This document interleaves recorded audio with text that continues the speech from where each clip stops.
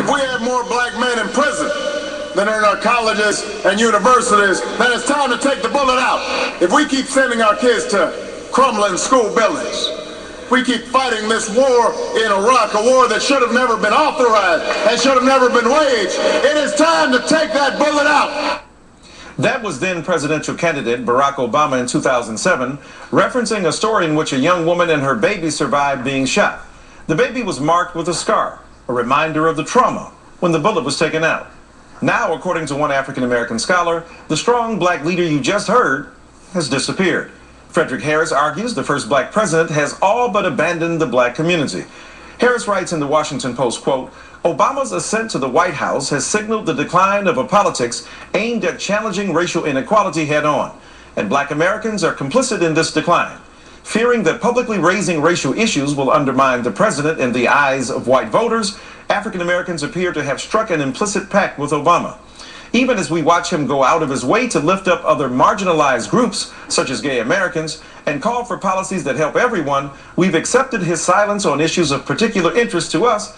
In exchange, we get to feel symbolic pride in having a black president and family in the White House. For black America, it hasn't been a good deal. Let's turn to Frederick Harris, political science professor at Columbia University and author of those words and of the book, The Price of the Ticket, Barack Obama and the Rise and Decline of Black Politics, and James Peterson, director of Africana Studies and associate professor of English at Lehigh University. Professor Harris, knowing what Obama is up against, the president is up against in terms of the racial climate, the racial realpolitik, right, that makes it very curious for him to even raise a racial issue. What in that climate do you think it was necessary or even possible for him to do to more directly address the issues of African American people?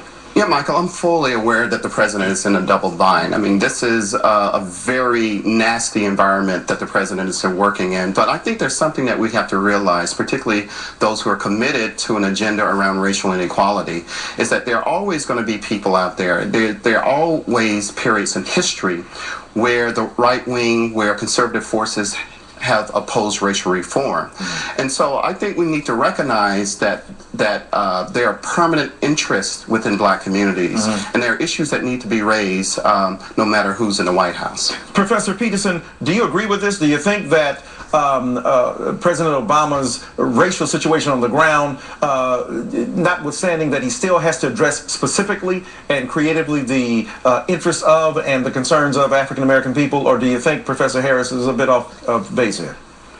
Well, I think it's a very complicated situation that we're dealing with here, and I think there's a big difference between Professor Harris's Washington Post piece and the actual book that the piece comes from. I mean, clearly this president is confronted with a serious set of complex issues, but can we just rehearse a few of the things that he's done for black folk? I mean, he's got this. He's got a nice list of things here, including $3 billion to the Minority Business Development Agency, $2.5 billion to HBCUs, the Affordable Health Care Act covers 4 million more African Americans. He's got the White House Commission on Urban Affairs. I mean, he has done some things that I think are important and powerful for the African American community. And then in the context of the things of which you and Professor Harris were talking about, where every single racial move that this president makes becomes a political football for his political opponents, I think it puts into bold relief the ways in which those things that he has done for the black community are actually important and significant at this particular time. What do you say to that? Because if you say, on the one hand, you've got all these programs that Professor Peterson has spoken about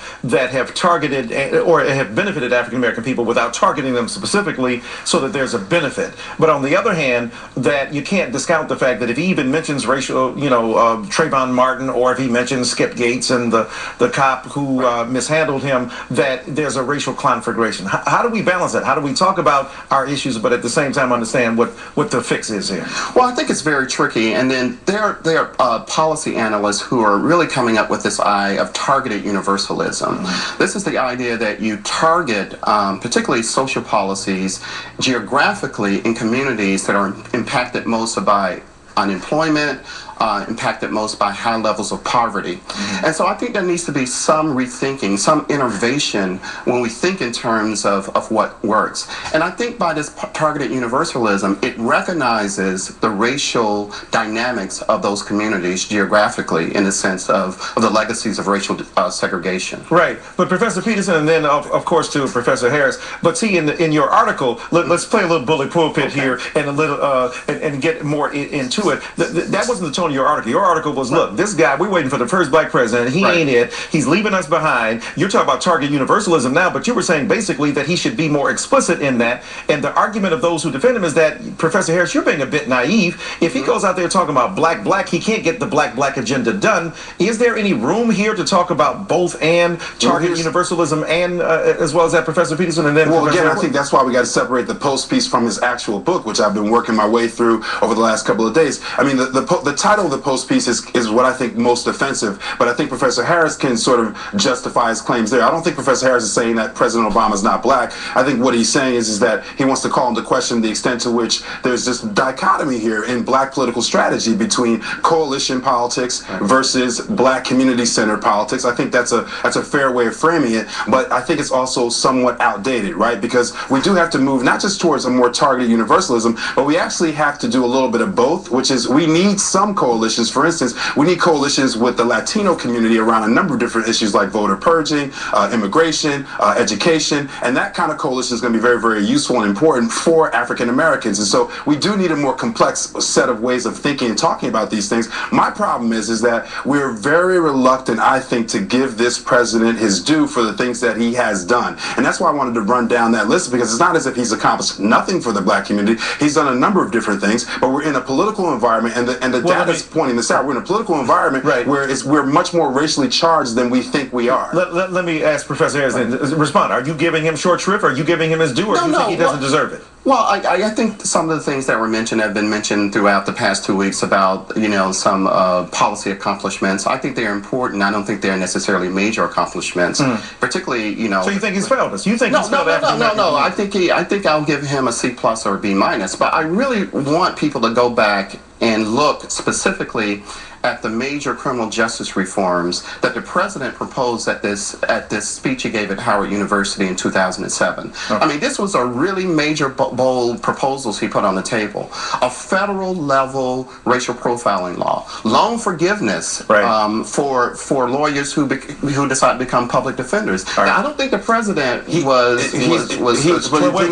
gonna have to we're out of time right now. We have to bring Peterson and Harris back on. Sounds like a law firm, and we'll get you guys together and talk about this very interesting point. And a programming note, tomorrow night.